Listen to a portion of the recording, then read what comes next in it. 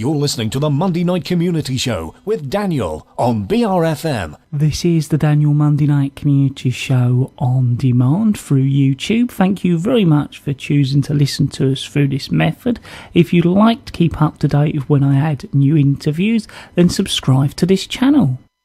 So we're now going to be talking all about electricity safety. Firstly, I was hoping you could introduce yourself to our listeners. Darren Staniforth, I'm Technical Development Manager at NICEIC ELECSA. Now I understand some research has come out in this area, so could you tell us a bit more about that?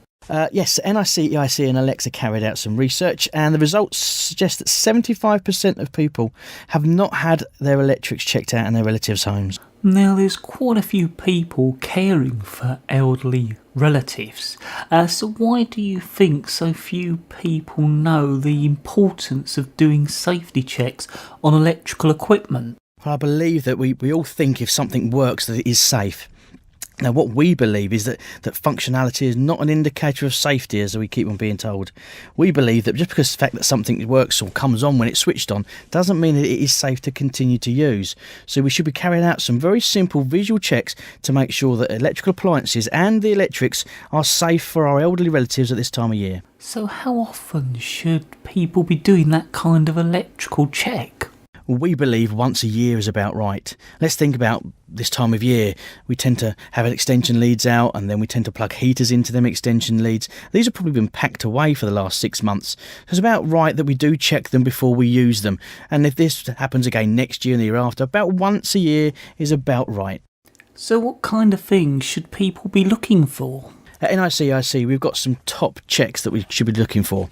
So at NICEIC.com, it starts off by telling us that we should look to make sure that plugs and sockets are not damaged or scorched or cracked.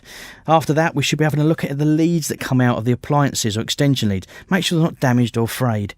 Also, we'd encourage people to check lights to make sure that if a bulb has gone, it's the right bulb that's gone back in again. So it's not a larger one that could potentially burn or damage with heat that lampshade that's gone on there. And the last thing we'd encourage people to do is not overload them sockets. So really make sure that you're not plugging an extension lead into an extension lead into another one to get us to where we want to be with our heaters. So then, what would be your top tip when checking elderly friends or relatives this winter? Well, the biggest one is we'd ask and encourage people to have a look in the fuse board to see if there is an RCD. You'll know if you've got one because it's got a test button on it. And we'd encourage you to press that test button and make sure the device is working. These are lifesavers. If you're confused or worried about doing that, though, you can at NICEIC.com get a local registered electrician and they'll come out and have a look for you, or they'll put one in if you. So is there somewhere then that our listeners can find out more information? Well, these tips and a video is on NICEIC.com. There's some fact sheets there as well. And also you can get hold of registered electrical contractors at NICEIC.com. Well, I'd like to thank you very much for taking the time to talk to us here at the Monday Night Community Show on BRFM Bridge Radio.